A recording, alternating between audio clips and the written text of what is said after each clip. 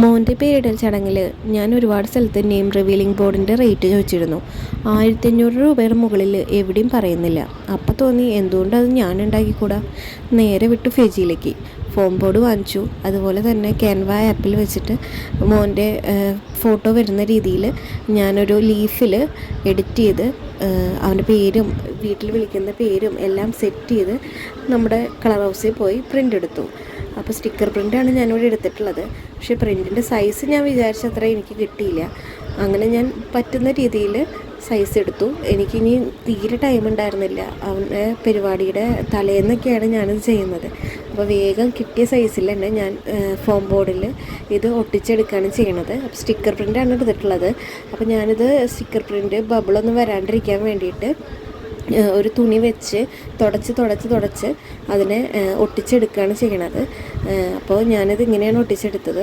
അതാകുമ്പോൾ നമുക്ക് ബബിൾസ് ഒന്നും വരാണ്ട് നല്ല പെർഫെക്റ്റോട് കൂടിയിട്ട് ഇങ്ങനെ കിട്ടും. അങ്ങനെ ഞാൻ ഒട്ടിച്ചെടുത്തതിന് ശേഷം 2 ഫോം ബോർഡിലും മറ്റേ കോൾമി എന്നുള്ളതും ഇതുപോലെ ഫോട്ടോയും പേരും വരുന്ന പോർഷനും രണ്ടും ഇതുപോലെ ഒട്ടിച്ചെടുത്ത് അങ്ങനെ ബാക്കിയുള്ള പോർഷനെല്ലാം ഇതുപോലെ ബബിൾസ് എല്ലാം കളഞ്ഞ് ഇതുപോലെ സെറ്റാക്കി എടുക്കുകയാണ് ചെയ്യണത്. അങ്ങനെ നീറ്റായിട്ട് ഒട്ടിച്ചെടുത്തു. അതൊക്കെ കഴിഞ്ഞ് എൻ്റെ കയ്യിലൊരു കട്ടിങ് ടൂൾ ഉണ്ടായിരുന്നു. അപ്പോൾ ഞാൻ ആ കട്ടിങ് ടൂൾ വെച്ചിട്ടാണ് ബാക്കി ഈ ഫോം ബോർഡിനെ ലീഫിൻ്റെ ഷേപ്പിൽ നമ്മൾ കട്ട് ചെയ്തെടുക്കണത്. അപ്പോൾ ഇത് വെച്ച് ജസ്റ്റ് വേഗം ചെയ്യുമ്പോൾ നമുക്ക് ഈ ഫോം ബോർഡ് നല്ല രീതിയിൽ കട്ടായിട്ട് കിട്ടുന്നുണ്ട്.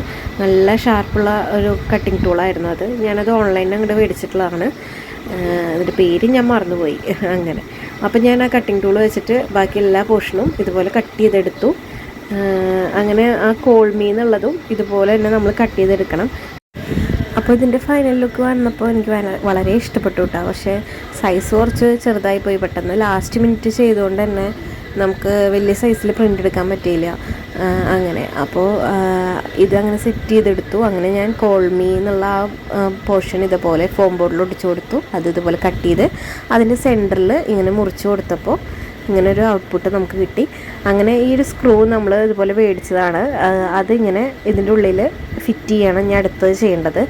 അത് രണ്ടും അതുപോലെ ഇങ്ങനെ ഫിറ്റ് ചെയ്ത് നല്ല ഉറപ്പിൽ വെച്ച് ഇതുപോലെ റിബണും കെട്ടി.